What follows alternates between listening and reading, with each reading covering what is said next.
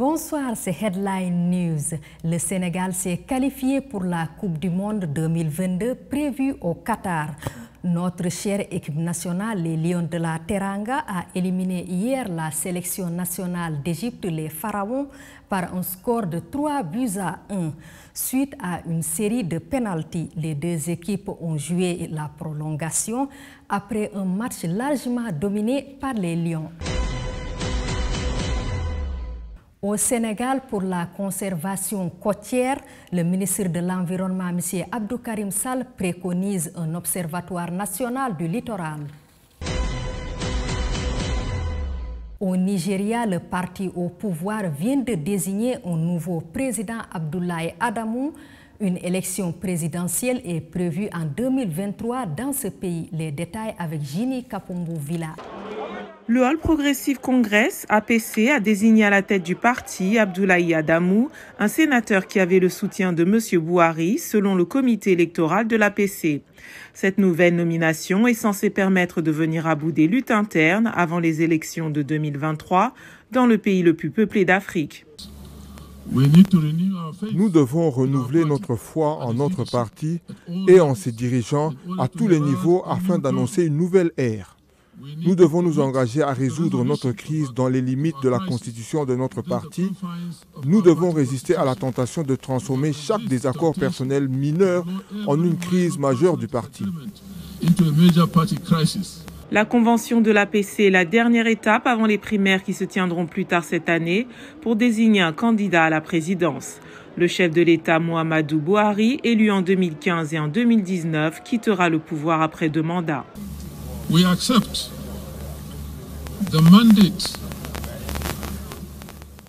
Nous acceptons le mandat que vous avez placé sur nos épaules et nous travaillerons dur pour nous assurer que nous répondons à vos attentes pour le plus grand bien de notre grand parti et de notre très cher et grand pays.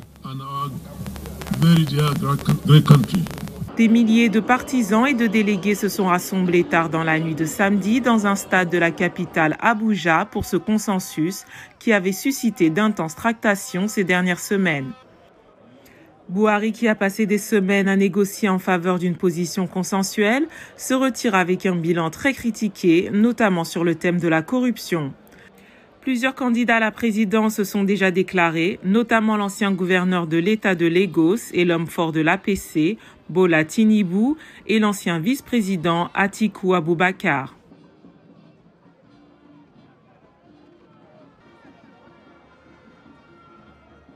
Au Tchad, les magistrats entrent dans leur 2e semaine de grève, car ils sont souvent victimes d'agressions physiques. Pendant que les magistrats observent un arrêt de travail dans toutes les juridictions du pays pour protester contre l'agression dont ils font l'objet quotidiennement, d'autres cas d'agression se font signaler à l'intérieur du pays entre dimanche et lundi par les éléments de la commission de désarmement mise en place par le gouvernement. Hier encore, un de nos collègues, le procureur de la République de Kélo, a été brutalisé, ainsi que le juge d'instruction qui s'est trouvé sur le lieu également. Ces événements-là ne sont pas le fait du hasard. Quand je vous parle d'hier, que le procureur a été violenté, ainsi que le juge d'instruction, ce matin, le juge de Gorée, qui s'est trouvé en déplacement à Mondou, a vu son arme arrachée, malgré qu'il ait donc présenté sa carte de magistrat. Bokoro, le juge de Bokoro également, est pratiquement même, présentement, il est à côté des militaires en train de chercher à réclamer son arme que la commission de fouille a arrachée entre ses mains. Nous craignons d'autres actes plus graves que ceux que nous avons jusqu'à là enregistrés. Dans la mesure où les magistrats ne vont pas se laisser faire, il y aurait éventuellement des meurtres, des cas d'assassinat. Ça, je vous le préviens. Et l'État seul est responsable. Pour les défenseurs des droits humains, la grève des magistrats donne l'occasion aux agents de la police et aux gendarmes de bafouer le droit élémentaire des citoyens en conflit avec la loi. Ils arrêtent les gens, ils ne respectent pas la procédure. Le délai de garde à vue n'est pas respecté. Vraiment, nous interpellons le gouvernement pour qu'il trouve des solutions dans les meilleures conditions, dans les meilleurs délais. Il faut que les agresseurs soient appréhendés, jugés et qu'ils puissent répondre de leurs actes. Les responsables des 2 syndicats des magistrats du Tchad déplorent qu'après 2 semaines de débrayage, ils n'ont pas été formellement contactés par le gouvernement. Ils entendent maintenir la grève jusqu'à satisfaction totale de leurs revendications. André Kordouma-Djingar pour VOA Afrique, N'Djamena. En République démocratique du Congo, on note de nouveaux combats entre l'armée et les rebelles du M23 dans l'est du pays. Voici le reportage de Zanem Neti Zaidi.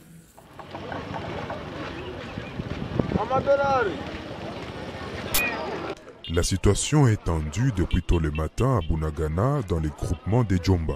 Sur les routes, les habitants, pris de panique, se dirigeaient vers l'Ouganda après avoir attendu les détonations d'armes lourdes et légères au sud du centre de Bunagana depuis l'aube. J'ai commencé à attendre les détonations à 3 h du matin. J'ai perçu des explosions un peu loin de là où j'habite, mais quand je me suis réveillé, nous attendions comme si les tirs s'approchaient de nous. C'est pourquoi nous pensons qu'il est sage de quitter les villages et nous nous dirigeons vers l'Ouganda. Selon les sources sur place, les attaques ont commencé vers 1 h du matin dans les collines de Runyoni et de Tchanzu. Runyoni se trouve à environ 14 km du centre de Bunagana. La société civile demande aux autorités de mettre fin aux menaces de ces groupes rebelles, car les habitants de la région sont fatigués d'assister à ces attaques répétées.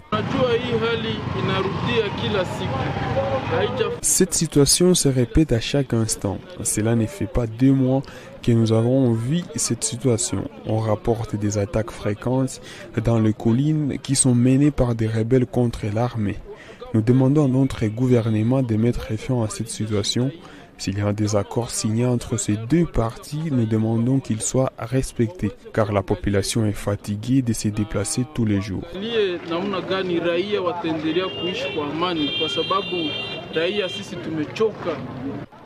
Les autorités n'ont pas souhaité commenter cette énième attaque, mais les rebelles du M23 ont annoncé dans la soirée qu'ils avaient déjà occupé les centres de Tchenguerero, l'un des principaux centres du groupement des Djomba dans le même territoire des Rutshuru.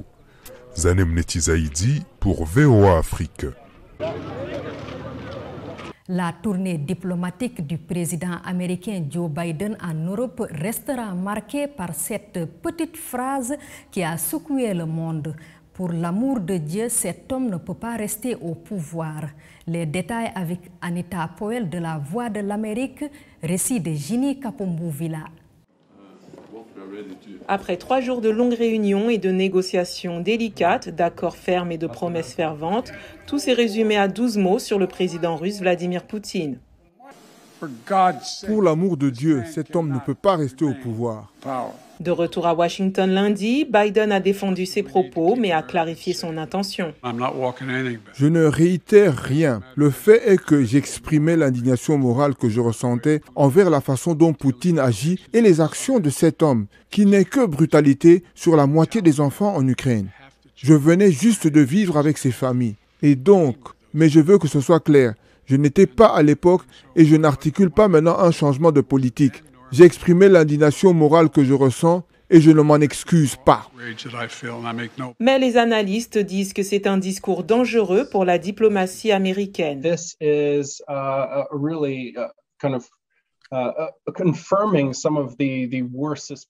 Cela confirme vraiment certains des pires soupçons sur ce que veulent vraiment les États-Unis dans les affaires mondiales. Je pense qu'en termes de réaction d'autres pays du monde, c'est certainement que le commentaire n'était pas le bienvenu. Nous avons certainement vu des partenaires européens préciser que les États-Unis ne devraient pas et ne peuvent pas utiliser ce genre de langage d'escalade. Et donc, je pense que malheureusement, le commentaire est celui qui va se répercuter encore pendant plusieurs jours et semaines.